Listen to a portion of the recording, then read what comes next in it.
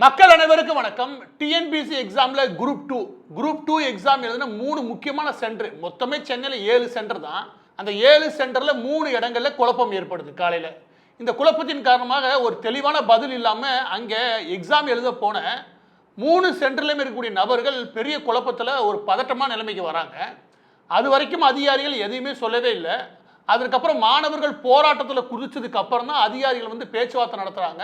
பேச்சுவார்த்தை நடத்துனதில் என்ன சொல்கிறாங்க அப்படின்னா, ஒரு டெக்னிக்கலாக ஒரு எரர் நடந்து போச்சு, எனவே உங்களுக்கு திரும்ப எக்ஸாம் வைக்கிறோம் அப்படின்னு நம்ம கூலாக சொல்கிறாங்க. அதுக்கப்புறம் அந்த இளைஞர்கள் தொடர்ந்து போராட்டம் நடத்தவே தமிழ்நாடு முழுவதும் நடந்த எக்ஸாம் முழுமையாக கேன்சல் பண்ணுறாங்க தமிழக அரசு. இது ஒன்றும் 5 லட்சம் பேர் 10 லட்சம் பேர் எழுதின எக்ஸாம் கிடையாது, இது மெயின் எக்ஸாம். எனவே போன எக்ஸாம் முடிச்சு வந்திருக்கிறாங்க.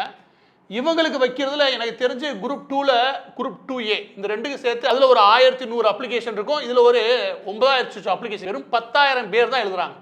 இந்த 10,000 பேருக்கு ஒழுங்காக சென்டரை உருவாக்கி அதுக்கு எக்ஸாம் நடத்த முடியாத நிலைமையில தான் தமிழக அரசு இருக்கு. இதில் கவலை தரக்கூடிய விஷயம் என்ன அப்படின்னா, இந்த எக்ஸாமுக்காக சுமார் 5லேருந்து 6 வருடங்கள் வரைக்கும் காத்திருந்து முழுமையாக தன்னுடைய வாழ்க்கையில் ஒரு பெரும் பகுதியை விட்டு இந்த எக்ஸாம் இந்த ஒரு நாளுக்காக காத்திருக்காங்க. அதனுடைய சீரியஸ்னஸ் புரியாமல் அது மொத்தத்தையும் காலி பண்ணி விட்டுருக்குது. இந்த எக்ஸாமுக்காக கடந்த ஒரு 4 மாதமாவது வேலைகள்லாம் விட்டுட்டு வீட்டில் உட்காந்துருப்பான்னு வச்சுக்கோங்க. இப்போ என்ன ஆகுது பாருங்க, இன்னைக்கு எக்ஸாம் கேன்சல் ஆச்சுன்னா எலெக்ஷன் மார்ச்சில் அறிவிச்சிருவாங்க. அதுக்கப்புறம் எலெக்ஷன் முடிச்சதுக்கப்புறம் புதிய அரசு அமைஞ்சதுக்கப்புறம் அந்த அரசு நிதிநிலை அறிக்கைகள் தாக்கல் பண்ணதுக்கப்புறம் அதற்கப்புறம் போகும்போது 10லேருந்து 15 மாதங்கள் தள்ளி போகும். இது எவ்வளோ பெரிய வேதனை தரக்கூடிய செயல். இது ஒன்று. இரண்டாவது என்ன அப்படின்னா, திமுக அரசு வரும்போது ஒரு முக்கியமான வாக்குறுதி ஒன்று கொடுத்தாங்க. அது என்ன அப்படின்னா, தமிழகத்தில் இருக்கக்கூடிய அரசு பணியிடங்கள் சுமார் 5.5 லட்சத்துக்கு மேலே நாங்கள் வேலை வாய்ப்புகளை உருவாக்குவோம். அது எதோ ஆசையை ஊட்டி விட்டாங்க அப்படின்னா, இந்த டிஎன்பிசி எக்ஸாமில் எழுதி குரூப் 1 குரூப் 2 2A இல்லாட்டி குரூப் 4 ஏதோ ஒன்று எழுதி நம்ம அரசு வேலைக்கு போகணும்னு ஒரு மிடில் கிளாஸில் இருக்கக்கூடிய ஒரு பெரும் குடும்பம் இருக்குது. எனக்கு தெரிஞ்சு தமிழகத்தில் சுமார் 20லேருந்து 25 லட்சம் பேர் இதற்காக தயாராகிறாங்க.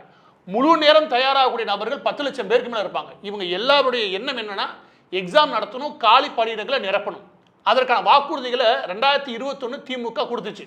5.5 லட்சம் பணியிடங்கள் நாங்கள் நிரப்புவோம். ஏன்னா ஆசையை தூண்டி விடுவோம். வந்ததுலேருந்து ஒழுங்காக எக்ஸாம் நடத்தவே கிடையாது.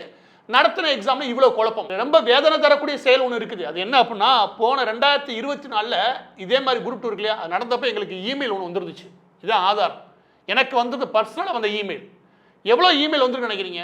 எனக்கு தெரிஞ்சு சுமார் 600லேருந்து 700 இமெயில் வந்துச்சு ஒரு 2-3 வாரங்கள்.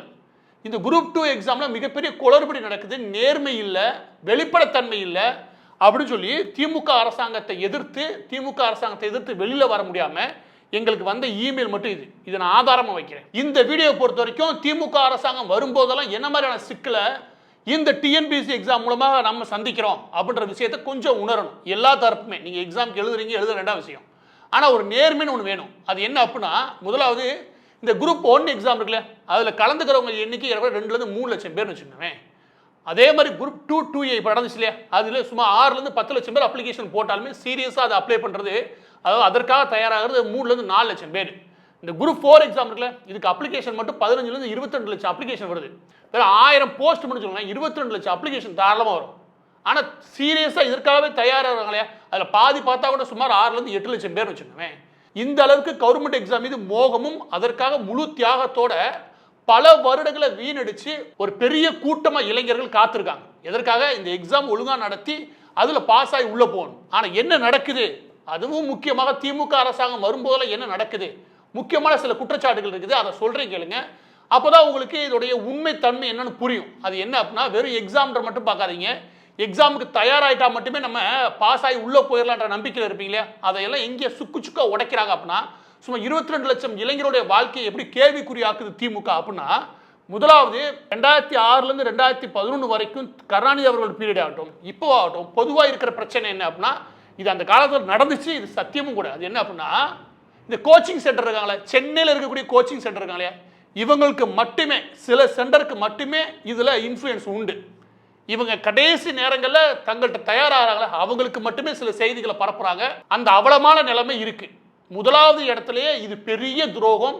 ஏன்னா தமிழகம் முழுவதும் ஒரு கனவு மாதிரி வாழக்கூடிய இளைஞர்களுடைய கனவுகளே அந்த தீயை வச்சு கொளுத்துற வேலையை இங்கே கோச்சிங் மாஃபியா பண்ணுது. ஒழுங்காக ஒரு தேர்வு நடத்த வக்கில் என்ன சொல்றாங்க, நீட் தேர்வு போயிடுவானுங்க. இரண்டாவது என்ன அப்படின்னா, இந்த செலெக்ஷன் ப்ராசஸ் இருக்கு, இதுல அரசியல்வாதிகளுடைய தலையீடு இருக்கு. அரசியல்வாதிகளுடைய தலையீடு மட்டும் கிடையாது, அந்த அரசியல்வாதி தன்னுடைய ஜாதி சம்பந்தப்பட்ட நபர்களை தேர்வு செய்யறதுக்கான முனைப்பும் இருக்கு. இது கெடுவாய்ப்பாக உண்மை. இந்த உண்மையில கொஞ்சம் கூட வெக்கமே இல்லாம நம்ம என்னன்னு பார்த்து தான் ஆகணும். அதற்கடுத்து இன்டர்வியூன்னு ஒன்று இருக்குங்க, அதாவது நேர்முக தேர்வுன்னு இன்டர்வியூ ஒன்று இருக்கு இல்லையா, அந்த ஒன்று போதும் இந்த ஒட்டுமொத்த டிஎன்பிசி எக்ஸாமையும் அப்படியே இழுத்து மூடலாம் போல கோவம் வரும். அந்த இன்டர்வியூ எப்போ திமுக அரசாங்கம் வந்தாலும் சரி, அது எந்த அரசாங்கம் தான் சரி, ஆனால் திமுக உச்சகட்ட அயோக்கியத்தனம்னு வச்சுக்கோங்க. அந்த இன்டர்வியூ ஒன்று போதும், எவனை செலக்ட் பண்ணி எவனை முடிச்சு கட்டுறது எல்லாத்தையும் இந்த இன்டர்வியூ வச்சு முடிச்சிருவாங்க. அதில் சமீபத்திய வர ஒன்று இருக்குது, இந்த சாஃப்ட்வேர் இருக்குல்ல, அந்த ரிசல்ட் வெளியான சாஃப்ட்வேர் இருக்குல்ல, இதில் ஒரு வெளிப்படைத்தன்மையே இல்லை. ஏன்னா அந்த ரிசல்ட் வெளியிடக்கூடிய இல்லாட்டி அதை ஹோல்ட் பண்ணக்கூடிய அந்த சாஃப்ட்வேர் இருக்குல்ல, அந்த டேட்டாவை அதை டேம்பர் பண்ண முடியும் பண்ண முடியாது அப்படி ஒரு ஆய்வுன்னு ஒன்று இருக்கா இல்லையா? அந்த சாஃப்ட்வேரில் ஒரு நேர்மை வேணுமா இல்லையா? அந்த சாஃப்ட்வேர் டிசைன் பண்ணவே அதோட வெளிப்படைத்தன்மை என்ன, அது எந்த அளவுக்கு ப்ரொடெக்டடாக இருக்கு, என்கிரிப்டடாக இருக்கு அப்படின்னு 1008 கேள்வி இருக்கு. இன்ன வரைக்கும் டிஎன்பிசி அது சம்பந்தமாக எந்த பதிலும் கொடுத்ததே கிடையாது. அப்போ இந்த சாஃப்ட்வேர் மூலமாக ஏதாவது மேனிபுலேட் பண்ண முடியும்னா 100% பண்ண முடியும். அதற்கடுத்து மார்க் மேனிபுலேஷன். நீங்கள் இந்த மெயின் எக்ஸாம் எழுதுறாங்களே, இந்த மெயின் எக்ஸாம்லேயே கூட எவ்வளோதான் நல்லா எழுதுனா ஒருத்தருக்கு 0 வந்து விழுகும், சில பேருக்கு 1 வந்து விழுகுன்னு வச்சுக்கோங்க, சில பேருக்கு நல்ல 13, 12 மார்க் விழுகுன்னு வச்சுக்கோங்க. எப்படி ஒரே மாதிரியான ஏறக்குறைய எழுதுனா கூட ஒரு 2 மார்க் 1 மார்க் குறையும், ஆனால் 0, 1லாம் போகணும்னு வச்சுக்கோங்க. அது எந்த இடத்துல இப்படி ஆகுது? அதனால மார்க் மேனிபுலேஷன் இருக்கானா 100% இருக்கு. கடைசியாக மிடில் மேன் இருக்கானா இருக்கான். எல்லா ஆஃபீஸ்லையும் தெரியுறானுங்க அந்த மிடில் மேன், அதாவது நடுவில் இந்த புரோக்கர் வேலை பார்க்குறவனுங்க. எல்லா அமைச்சர் அலுவலகத்தில் இருக்கானுங்க. நேருட சமயத்தில் மாட்டினார் இல்லையா, அவங்க எல்லாமே மிடில் மேன் தான். ஒரு 30 லட்சம் கூட 20 லட்சம் கூட அதை வச்சு இந்த மேனிபுலேஷன் வேலை பார்க்கறது இல்லையா, அதுக்கு வேலை பார்க்குறது இந்த மிடில் மேன் தான். இந்த வேலை எல்லாமே திமுக அரசாங்கம் வந்து எப்படி உச்சத்தில் நடக்குது. திமுக அரசாங்கம் வரும்போதெல்லாம் இது உச்சத்துக்கு வந்துடுது, ரொம்ப உச்சத்துக்கு வந்துடுது. கேள்வி ஏற்பாடே கிடையாது. 10,000 பேர் எழுதுற எக்ஸாம் இந்த அளவுக்கு குளறுபடினா, நான் திரும்ப உங்களுக்கு ஒன்று சொல்றேன், இது வந்ததுலேருந்து இந்த மாதிரி குளறுபடியாக தான் போகுது. ஆனால் என்ன இன்னைக்கு ஏன் அது செய்தியாக வெடிக்குது அப்படின்னா, அவங்க ரோட்டில் வந்து உட்காந்துட்டாங்க, டிராஃபிக் ஜாம் ஆயிடுச்சு, அது ஓரளவுக்கு மீடியா கவரேஜ் கிடைச்சிருச்சு, அவ்வளோதான். இல்லைன்னு வச்சுக்கோங்க, மீடியாவும் சேர்ந்துக்கிட்டு இதை மூடி மறைச்சிருப்பான். வேற மாவட்டமாக இருந்திருந்தா, சென்னையில் நடந்ததுனால ஏதோ வகையில் உங்க எல்லாருக்கும் செய்தி கிடைச்சிருச்சு. ஆனா எல்லா மாவட்டங்களிலும் இந்த பிரச்சனை இருக்கு. இதை தாண்டி சர்டிபிகேட் வெரிஃபிகேஷன், அது அதை விட குளறுபடி. ரிசர்வேஷன் சிஸ்டம் ஒன்று வச்சிருப்பானுங்க, அந்த ரிசர்வேஷன் சிஸ்டத்துக்குள்ள வராத நபர்லாம் உள்ள வருவான்னு வச்சுக்கோங்க. அந்த சர்டிபிகேஷன் வெரிஃபிகேஷன் அதோட காமெடியா நடக்குது. பேக்டோர் என்ட்ரியா இருக்கு. ஹை ஸ்கோர் ஃபெயில் ஆகி லோ ஸ்கோர் பாஸ் ஆகி உள்ள போறானா போறான். கொஸ்டின் பேப்பர் லீக் ஆகுது, எல்லாம் நடக்குது. இந்த டிஎன்பிசியில் நடக்காதான் என்ன, எல்லா அவ்வளவும் நடக்குது, எல்லா கேவலும் நடக்குது. அதை ஃபிக்ஸ் பண்ணுவோம், அதை முறைப்படுத்துவோம். சரி, வேற இதில் தான் ஊழல் பண்ணி தொலைகிறோம், இதில் என்னத்தை ஊழல் பண்ணுறேன் நான் கேட்குறேன். இது இளைஞர்களோட எதிர்காலம், 20 லட்சம் இளைஞரோட எதிர்காலம். இந்த நேர்மையாக நடத்துகிற ஒழிய நாட்டின் மீது நம்பிக்கை வரும், இந்த மாநிலத்தின் மீது நம்பிக்கை வரும். இல்லைன்னு வச்சுக்கவே அவனே சமூக விரோதி ஆயிடுவான். நம்மளை வஞ்சிக்கிறதே அரசாங்கம், நம்மளுடைய திறமையை அங்கீகரிக்காமல் நம்மளை நாசம் பண்ணது இந்த அரசாங்கம். நமக்கு திறமை இல்லை, இன்னொருத்தர் திறமையானவன்னு சொல்லி திறமையே இல்லாத ஒருத்தனை எடுத்து திறமை இருக்கிற ஒருத்தனை அங்கீகரிக்காமல் அவனை புறக்கணிக்கிறது இல்லையா, அதை விட ஒரு மோசமான செயல் ஏதாவது சமூகத்தில் உண்டா? எனவே அவங்களும் குற்றவாளியாக மாற்றுறதுக்கான வேலையை தான் நீங்கள் பார்த்துக்கிறீங்க. டிஎன்பிசி எக்ஸாம் மூலமாக அந்த வேலை தான் நடக்குது. நீங்களே யோசிக்க இதுக்கு ஆதாரத்தை.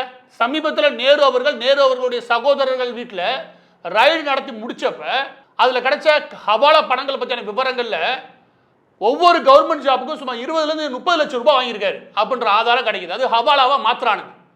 அப்போ அந்த குறிப்பிட்ட விஷயம்னு வச்சுக்கோங்க, அந்த ஒரு 3-4 வருஷத்தில் மட்டும் இவரால் 850 to 1000 கோடி சம்பாரிச்சிருக்க முடியும்.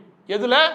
இந்த எக்ஸாமில் கடைசி நிமிஷத்தில் அவங்களுக்கு அந்த போஸ்ட் அலாட் பண்ணுறாங்க இல்லையா, அந்த ஒரு விஷயத்தில் மட்டும் 1000 கோடி ரூபா சம்பாதிக்க முடியுதுன்னா இந்த டிஎன்பிசி எக்ஸாம் எந்த அளவுக்கு மோசமான நிலைமையில் இருக்குன்னு உங்களால் புரிஞ்சுக்க முடியுதா? அவர் மீது ஒரு எஃப்ஐஆர் ஃபைல் பண்ணி அதுக்கான இன்வெஸ்டிகேஷன் ஸ்டார்ட் பண்ணு. ஈடு கேட்காத கேள்வி கிடையாது. எத்தனை முறை எழுதுறது, இன்ன வரைக்கும் அது அப்படியே தோண்டி குழியை தோண்டி புதைச்ச கதை தான்.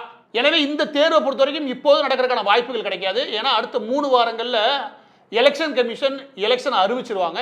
எலெக்ஷன் தேதி வந்துருச்சு, அதை நடத்த முடியாது. எனவே அடுத்த ஒரு ஆட்சி அமையுது இல்லையா, அதில் தான் இதை நடத்துறதுக்கான வாய்ப்புகள் உண்டு. நான் என்ன சொல்வேன் அப்படின்னா, ஆட்சியாளர்களுக்கும் சரி, மாணவர்களுக்கும் சரி, இளைஞர்களுக்கும் நான் என்ன சொல்வேன் அப்படின்னா, இந்த தேர்வு முறைகளை ஒழுங்குபடுத்துறதுக்கான வேலைகளில் யாராவது முனைப்பு காட்டுறாங்களா பாருங்க, அதுக்கான வாக்குறுதிகள் கொடுக்குறாங்களா பாருங்க. இலவசங்களை விட இந்த டிஎன்பிசி எக்ஸாமை பொறுத்த வரைக்கும் முதலாவது இந்த இன்டர்வியூ வெயிட் இருக்கு இல்லையா, இந்த இன்டர்வியூ மார்க்கான வெயிட் அதை முதல் ரிடியூஸ் பண்ணுங்க.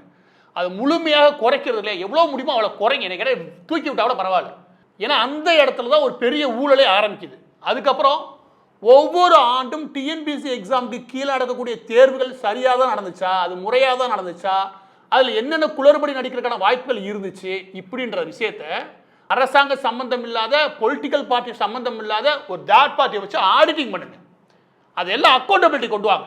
அந்த ஆடிட்டிங் பண்ணாதான் இதில் இவங்க என்னென்ன பண்ணா இவங்களை கேள்வி கேட்க முடியாத அளவுக்கு இருக்கானுங்க. அது ஆடிட் பண்ணாதான் நம்ம என்ன விவரம்னு புரியும். எந்த ஒரு டிபார்ட்மெண்ட்டும் ஆடிட் பண்ணி ஆகணும். இதை முழுமையாக நீங்கள் இந்த நடைமுறைகள் இருக்குல்ல, இது சரியாக பின்பற்றுறாங்களா, இந்த எக்ஸாமை இவங்க முறையாக தான் நடத்துகிறாங்கன்றத ஒவ்வொரு ஆண்டும் ஒரு தேர்ட் பார்ட்டி ஆடிட் வச்சு பண்ணுங்க. அது எப்படி பண்ணுறதுக்கு நீங்கள் ஒரு புரோட்டோகால் உருவாக்குங்க. ஆனால் பண்ணால் மட்டும் இருக்காதீங்க. இது சம்பந்தமான வழக்குகள், மூன்றாவது சொல்கிறேன், இந்த சம்பந்தமான எந்த வழக்காக இருந்தாலும் சரி தனிச்சு பிரித்து ஃபாஸ்டாக் போட்டு விடுங்க. விரைவு நீதிமன்றங்கள் மூலமாக அதிகபட்சம் போச்சுன்னா 6 மாதங்கள். என்ன இதில் என்ன இருக்குது நான் கேட்குறேன், இதில் என்ன ஆய்வு பண்ணுறதுக்கு இருக்குது? பல வருஷம் நடத்திக்கிட்டு வரீங்க. இதெல்லாம் அடுத்த 3லேருந்து 4 மாதத்தில் முடிச்சுக்கலாம் வழக்க. எனவே ஃபாஸ்டாக் கோர்ட்டை போட்டால் எவ்வளோ முடியுமோ அவ்வளோ வேகத்தில் முடிச்சு 6 மாதத்தில் கொடுத்துட்டீங்கன்னு வச்சுக்கோங்க, அது வேகமாக ஒழுங்குபடுத்திட முடியும். அதை விட ரொம்ப முக்கியம், இந்த தேர்வு எழுதக்கூடிய இளைஞர்கள் இவங்கள்ட்ட ஒரு பயம் இருக்குது. எங்களுக்கு இமெயில் அனுப்புகிறாங்க, ஆனால் எல்லாருமே அங்கே போய் சொல்கிறது கிடையாது. அவங்கள்ட்ட பொதுவாக நான் பேசும்போது தெரிஞ்சுக்கிற விஷயம், சொன்ன எங்களுக்கு இன்டெரக்டாக ஏதாவது பிரச்சனை வருமோ பயப்படுறாங்க. அப்போ என்ன பண்ணுங்கன்னா, நீங்கள் முகவரி தேவையில்லை, மொட்டைக்கட்டை தேசம் வந்துட்டு போகுது, கம்ப்ளைண்ட் அனுப்புறதுக்கு ஒரு பொது தளம் வைங்க. அந்த நபரோட முழு விவரங்கள் வாங்கணும் அவசியம் கிடையாது.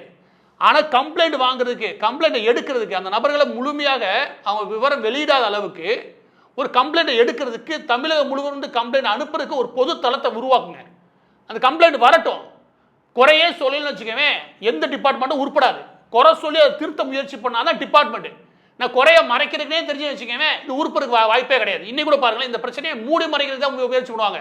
நீ எல்லா களவும் மூடி மறைச்சு தான் இது இவ்வளவு தூரத்துக்கு வளர்ந்து நிற்கிது. கடைசி அந்த சர்டிஃபிகேட் வெரிஃபிகேஷன் வரைச்சிருக்காங்க, பிசிக்கல் சர்டிஃபிகேஷன் வெரிஃபிகேஷன். இது தேவையே கிடையாது. இந்த மண்ணாக்கட்டி நீ ஆன்லைனில் முடிச்சு விட்டுறலாம். அது இன்னொரு பெரிய ஊழல். சர்டிஃபிகேட் வெரிஃபிகேஷனுக்கு டிஜிட்டல் இந்தியா எப்போயோ கொண்டு வந்துட்டாங்க. எனக்கு தெரிஞ்சு ஒரு 7 வருஷத்துக்கு முன்னாடி நரேந்திர மோடி கொண்டு வந்துட்டார். நீங்கள் ஆன்லைனில் முடிச்சு விட்டு போகிறதுக்கு என்ன, சர்டிஃபிகேட் வெரிஃபிகேஷன் ஃபிசிக்கலாக வாங்க, ஆன்லைனில் முடிச்சு விட்டு போயிடலாம். பக்கத்தில் கேரளா தன்னுடைய பிரச்சனைகளை திருத்தறதுக்கு முயற்சி பண்ணுறாங்க, கர்நாடகா தன்னுடைய பிரச்சனைகளை திருத்த முயற்சி பண்ணுது, ஆந்திரா பிரச்சனைகளை திருத்த முயற்சி பண்ணுறாங்க, அவங்களோட போர்டு எக்ஸாம் திருத்த முயற்சி பண்ணுறாங்க. ஆனால் முயற்சியே எடுக்காத ஒரு கும்பல் இருக்குன்னா அது தமிழக அரசு தான். எந்த வெக்கமும் கிடையாது. நடத்தி முடிக்க வேண்டியது அதுன்னு 2 நாள் செய்தி, 3ஆம் நாள் நம்ம ஏதாவது நடிகைகளை பற்றி செய்தியோ இல்லை நடிகர்களை பற்றி செய்தியை கிளப்பி விட்டோம்னா மறந்து போகிறாங்க. இந்த எண்ணம் தான் அந்த அரசாங்கத்துக்கு இருக்கு. இதுதான் ஒரு அருவருப்பான விஷயம். எனவே பதிவோட இறுதியாக ஒரே ஒரு வேண்டுகோள், இது சம்பந்தப்பட்ட இந்த குளறுபடியில் சம்பந்தப்பட்ட ஒரு அதிகாரி கூட அவன் போஸ்ட்ல இருக்கக்கூடாது. எல்லாம் தூக்கி கடாசுங்கன்றேன். இவன் வீட்டு பிள்ளை இதே மாதிரி 2 வருஷம் 3 வருஷம் எக்ஸாமுக்காக தயாராகிட்டு வந்து உட்காரும் போது கேன்சல் அப்படின்னு சொல்லி அனுப்பிடுவானா? இவன் ஏற்றுப்பானான்னு கேட்குறேன். எவ்வளோ தெனாவட்டாவது பதில் சொல்கிறானுங்க. ஒருத்தர் கூட அந்த போஸ்ட்டில் கூடாது. அப்படின்னா உங்களுக்கு மரியாதை கிடைக்கும். யார்? எம்கே ஸ்டாலினுக்கு. இப்படி அதிகாரிகள் ஆட விட்டுட்டு எவனை என்ன ஏதுன்னு கேட்காம தினமும் ஃபோட்டோ ஷூட் மட்டும் நடத்தி தெரிஞ்சு வச்சுக்கவே உங்கள் மீதான மரியாதை ஆல்ரெடி கீழே போயிருச்சு, இன்னும் மோசமாக போயிடும். எனவே முதல் கட்டமாக அதிகாரிகளை தூக்கி கெடாசுங்கன்றேன். அப்போ தான் இது உருப்படுறதுக்கான வாய்ப்பு உண்டு.